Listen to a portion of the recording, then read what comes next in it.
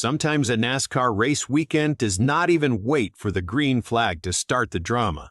We are out here in Las Vegas, and the garage is absolutely buzzing with a massive controversy that has several top-tier teams scrambling right now.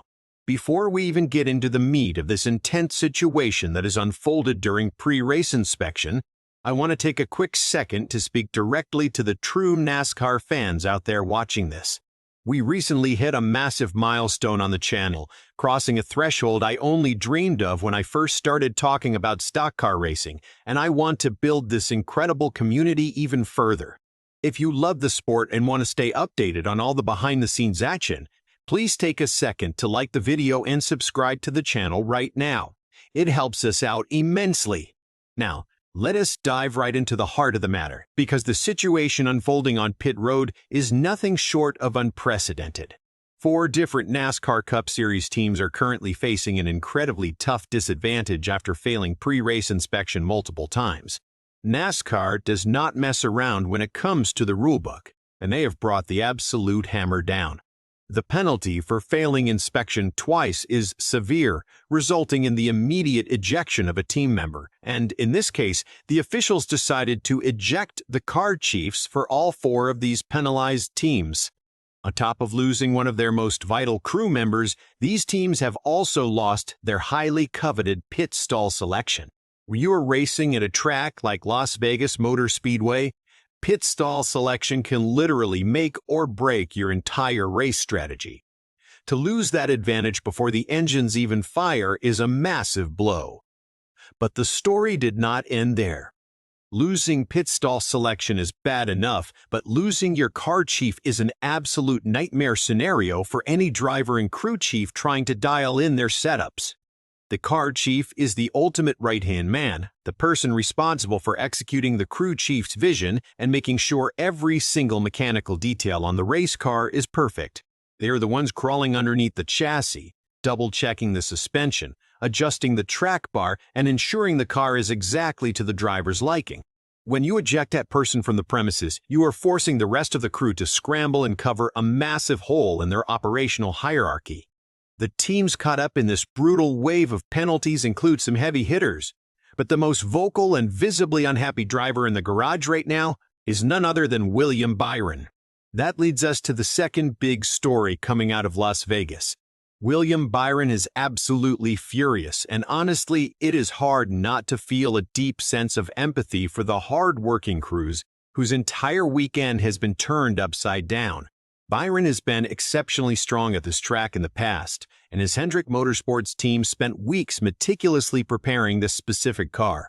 They spent countless hours in the shop running simulations, tweaking the aerodynamics, and perfecting the setups to bring a rocket ship to the desert. To have all of that hard work compromised because of an inspection failure has left Byron deeply frustrated. When asked about the situation, Byron did not hold back his feelings, expressing intense disappointment over how strict the bureaucracy of the inspection process can be. He noted that the margins they are playing with are incredibly small, microscopic fractions of an inch that make the difference between passing and failing. He feels that losing his car chief over something so incredibly minor is a disproportionate punishment that completely alters the competitive landscape of the race. Byron pointed out that his car chief had barely slept all week making sure the car was ready, only to be escorted out of the garage area before a single lap of practice or qualifying was even completed. This has created a massive chip on the shoulder of the entire 24 team. They are now operating with a distinct disadvantage, and you can see the tension in the way they are scrambling to overcome this sudden adversity. The broader garage reaction has been a mix of sympathy and quiet relief that it was not their team on the chopping block. However, if there is one thing we know about NASCAR teams, it is that they possess an incredibly resilient mindset. Byron and his remaining crew are not just rolling over and accepting defeat. If anything, this intense controversy has lit a massive fire underneath them. They are determined to recover from this early setback and prove that they can still compete for the win despite the severe penalty hanging over their heads. Instead of a straightforward battle for track position, we now have a compelling underdog comeback narrative unfolding in real time. Will Byron let his frustration consume him and ruin his focus behind the wheel? Or will he channel that anger into a highly aggressive, dominant performance on the track? The lack of an ideal pit stall will make navigating traffic significantly tougher, and his crew chief will have to rely on secondary personnel to handle the mid-race adjustments that the car chief would normally oversee. This is where champions are truly forged, in the fires of unexpected adversity and intense pressure.